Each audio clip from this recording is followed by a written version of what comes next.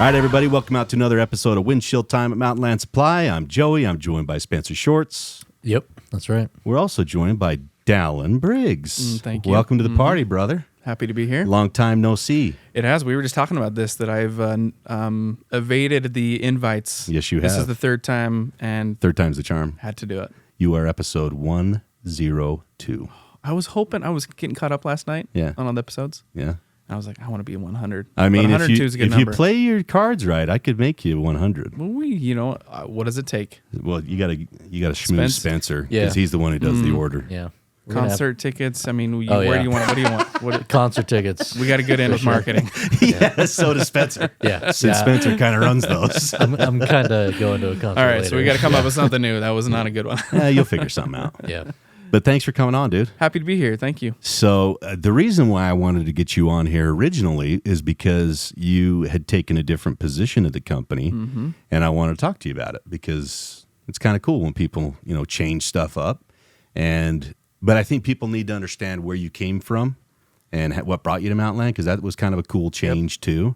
So why don't you give people just a little Reader's Digest version of Dalan Briggs coming to Dalan's Mountainland? history. Yeah. So funny enough, I started working at a golf course when I was 15. That was kind of my background. Fell in love with what we call the green industry, right? And that's what I decided to do. So I studied ornamental horticulture at Utah State University Which is awesome. and turf management. Great school, great program, a tough field to be in. So I worked at golf courses for a lot of years, and it's very cutthroat. Like, I was going to say, that's probably pretty competitive. it is very competitive. You have so many people vying for those And a limited amount of jobs. in a limited amount of jobs. Yeah. It's tough to get into once you kind of get to the assistant superintendent status or the superintendent status, then all eyes are on you.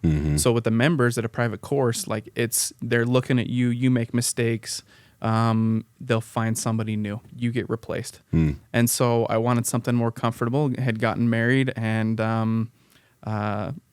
decided to go work for cities. And so I started at Cottonwood Heights Rec Center in like 2009, and I put in 10 years working for 3 different cities. Worked for Cottonwood Heights and worked for Murray City as an irrigation specialist, and then finished my time on the city side at Ivan City and was a parks manager down there. So ultimately, my biggest goal when I went to school was like, I want to get into sports field maintenance. I absolutely love it. When you can take a ball field or a ballpark and just the pristine, like you've been to games, right? That's my the favorite part, most dude. enjoyable part, is just to see the the green field. right next to the brown that's Yes. just been watered. Yes. There's an art to it, and it's a ton of fun. And This I got is an aside, but do you watch David Meller on? Look him up on Insta, dude. He maintains Fenway Park, and as a Yankees fan, I appreciate Fenway Park and all that it represents. It is incredible. I mean, it shows how they'll like transfer from events. Because they'll bring in like, It's a lot of work. Oh yeah, dude. They'll set up for Morgan Wallen or something, so they're covering the entire field with plywood, and then they go back through and they aerate. I mean, it is so cool to watch Ton of that. work. Yeah, They keep it green year round. I Yeah, mean, they've got it's their unreal. underground heating systems that maintain the temperature of the soil. freaking awesome. And so I kind of I geek out on that. So I'll have to look him up and follow I'll him. send you a link. Yeah, he's so that was kind of that was the goal. I eventually wanted to get into sports field maintenance, but it's a hard one to get into. So I went Again, to- limited amount of Limited. jobs. Yep. Yeah. 100%. So went the city route, loved it, put in 10 years. I thought that's what I was going to do forever. Yeah. It's an extremely comfortable job. Mm-hmm. There's a ton of security in it, the insurance, the benefits, I had a grandpa that was worked at the prison for a lot of years, was the assistant warden up there. Yeah, get a pension? Yeah, a pension. Like, Yeah. This is what you do. This is the safest route. So I was locked in. I'm like, this is what I'm doing. Yeah. And then working at a small city like that, I mean, I was the cemetery sexton, buried You were everything. tons of people. You were You everything. took care of the parks. You took care of the baseball fields, everything. And once they learn that you have a skill set of you can do it all, they stop They have you do it contracting it out. Yeah. They put all the pressure on you, and I got burned out. Yeah. So actually, Dave Chandler, when he was a Rainbird rep, both Jeff and Dave worked for Rainbird. Yeah. And they tried to get me in with Rainbird a few different times. It didn't work out, and for a reason, thankfully. And so I tried the vendor route, didn't go down that way, and then finally just burned out. And Dave called and he said, "Hey, Jeff went back to work at Mountainland, and he called Jeff and had him give me a call, and then we interviewed with you and Jeff a couple times, rest is and history, the rest dude. is history. Yeah. So, been here 6 years. Dude, A little it's been over that 6 long. years. I know. That's awesome. It is. It's crazy. It went by so fast. And so, yeah, as far as the new position goes, got hired on immediately as outside sales, which Yeah.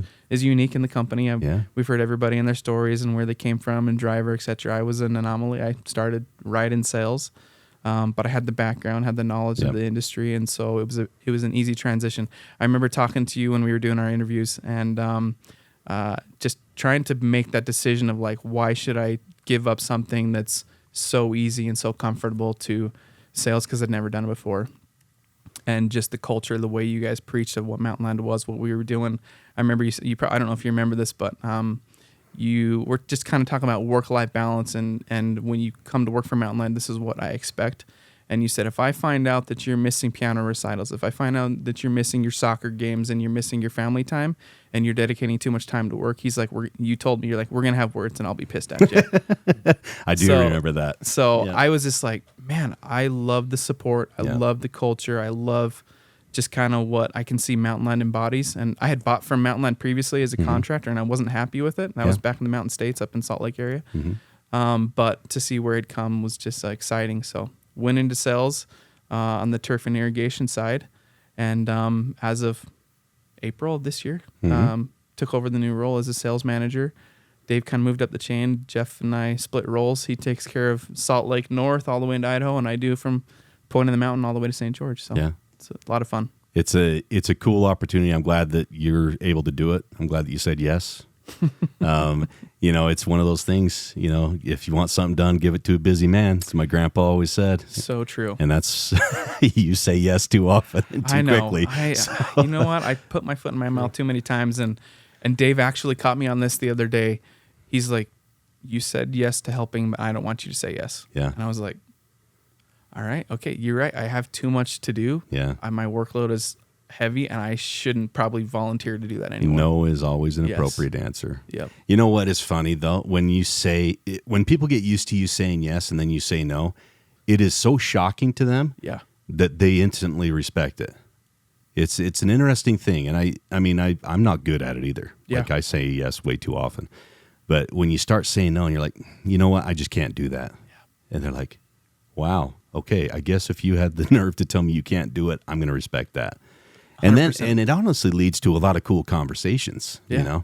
When people are like, okay, why? What's going on? Is everything okay? And they really get inquisitive. It's like, it's not that everything's not okay. It's fine.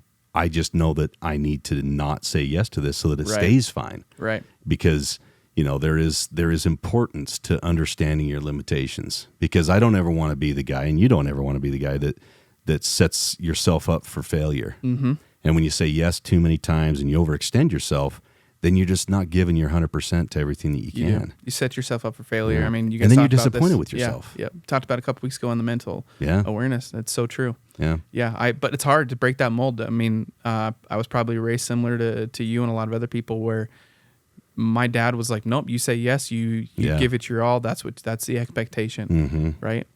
It's hard to teach that to your kids, by the way. It is. It So is hard, It but- is. It's a tough one. Yeah, Yeah. The kids say no really easily. I get do. told no a lot. yeah, Of course, I live with 5 females, so I mean that happens. makes But- it difficult. and I deserve it. I deserve to be Yeah. told no a lot. Yep. But yeah, it's an important thing to understand that you only have time is our most precious resource.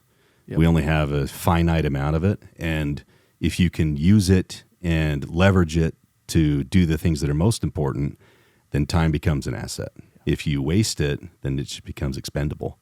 And I never want to be a person who lets people down. And so I've had to start saying no to things over the years, and it becomes more powerful Yeah. as you use it more often. Got to have the balance. Yeah, you do. Totally do. But yours is a freaking cool story, and I wanted people to hear it because I think it's unique, and your background's unique, your education is unique. So I think it's just cool for people to understand that doesn't matter where you came from, you can always go somewhere at Mountainland. So true. There's sky's the limit when you come here. It's the opportunities, the growth. Like I'm putting a little plug here with what we're doing For sure. for our division. Yeah. It's turf and irrigation. And when people hear that, it's like, oh, you do with sprinklers and grass. Like, there is so much more to what we do, so much more. Yeah. And what I've been tasked with is building kind of what we call the outdoor living segment of turf and irrigation, right? So we actually got approached by a contractor about 4 years ago that was like, hey, I install pools on my landscape projects, and I'm not supported in the market by anybody that provides equipment. So what can you guys do to support me? So we went after Hayward. They actually introduced us to Hayward. Yeah. We brought them on, and pools has exploded. Yeah. It has exploded, and it's been so much fun. Right now, we're only touching. Speaking of, we need to talk later, but we have a bunch of stuff for you. Dave and I do. Cool. But we're only touching maybe 30% of the market for what we're doing on new construction. There's so much more that we can do with the maintenance side of pools, and it's a lot of fun. So we he mentioned that. Yeah. Yeah. We joined a new buying group. Our eyes have been opened. It's a ton of pressure, lots to do, but Well, and it's not just pools. I mean, like you said, outdoor Yes. living, you got barbecues, you got hardscapes, you've got do. all of that, creating a resort feel for yourself in your own backyard. Yep. Everybody kind of builds these staycations now instead Yeah. of spending all their money on a vacation. It's like, no, let's just invest in our backyard and house. And it is a cool space to work in. We get to go see how the higher class lives and the money that they can spend and these backyards that they create are just unreal. It is better than the resorts that you see. Oh, absolutely. Yeah, it is. It's fun to be a part of. So No, that's awesome. Okay, let's keep going then. Well, let's do it. let's do it. All right. Yeah. Spence, you got anything to add, bud? Yeah, I think we should think of a Mountainland resort situation. You guys can do like a showroom. You know? Yeah. We can all We'd hang have out to make there. space, move some of those tubs out of the way, but yeah, we could. We could do a little something. Yeah. I like it. Yeah. I like All right. where you're going, Spence. Spencer's, he's the idea guy. Yeah. Yeah, he is. He I sits think here it would and be listens, great. and He's the idea factory. Do you have like a journal? Do you mean you keep track of all these ideas that Of course come to I mind do. while you're listening? Yeah. I All got right. a journal. Yeah. It's just got one thing in it. It says listen. Listen. That's awesome, dude. With that, we'll end on that because that was beautiful. Thank you for coming in, Appreciate it. Thanks for letting me be here. Thanks for doing everything you're doing. Spence, thank you. Thank you. For your profound wisdom. Thank you, everybody, for jumping in with us. Enjoy the ride. We'll see you down the road.